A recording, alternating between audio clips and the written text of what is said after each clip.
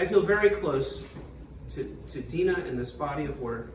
And Jessica, having been introduced to your work last night for the first time, what's so exciting about this show to me is that the two artists speak to each other, and I'm seeing new things in Dina's work that I hadn't seen before. And Dina's work is helping me to also understand your work. One of the first elements that is important to me, also in my work, but also in showing the work, I asked her, Bridgette, could you imagine that the wall colors, that the walls get painted? Because I think in particular for that series, I think it's beautiful if they enter in a dialogue with a colored wall. And she says, well, do a proposal. And that's what I did. And then I was very happy to begin with that she says, yes, let's paint the walls of the gallery. And then it was interesting because on Tuesday when we started working together, this was the first time that I saw the gallery, that I met John, and see the works of Dina for real. It was very beautiful how it all came together. So I had imagined this is a two-person show, so there's Jessica's work there's Dina's work here, and it's sort of separate. And in the back, we were going to have Dina's work as a little island on the floor with Jessica getting the walls. In a very generous gesture, I think, Jessica said, no, let's have them talk to each other more. And as we were setting up the pedestals back there, just to get things out of the way, they were more pushed against the walls. And you said, this is perfect. Leave it like this. And by doing that, it really did, it opened it up. It created more of that dialogue rather than two solo shows. When she shifted to metalwork, color was secondary, but it was always in her mind. And so there were series of work over the years that really foregrounded color, and that's where we went for the curation.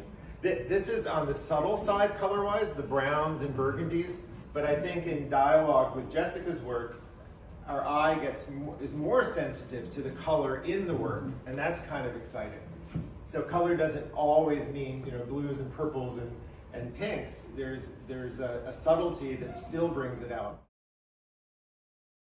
I arranged my paper cutouts on the paper and I wanted to photograph them, but I don't know, it took me some time. I was slow, and by the time I was ready, nothing was as I envisioned it, because the heat of the sun made the paper perform and like kind of dance, and I'm saying that, but it felt like a performance. But the paper was rising, curling, and all these shadows were created. And my initial reaction is that I was kind of irritated because I didn't had envisioned it like that. But the irritation disappeared quite quickly because I thought, this is so beautiful. Now actually it really comes alive, that you have this interplay between light and shadow, and it makes it much more interesting that you have these incredible shadows that give it another dimension. One of the words that Jessica used, intuitive, that was Dina's, one of her favorite words. She worked very intuitively. So it was balanced with a concept for a series of work. In this particular case, the concept was 2-dimension into 3. So you can see these triangular frames.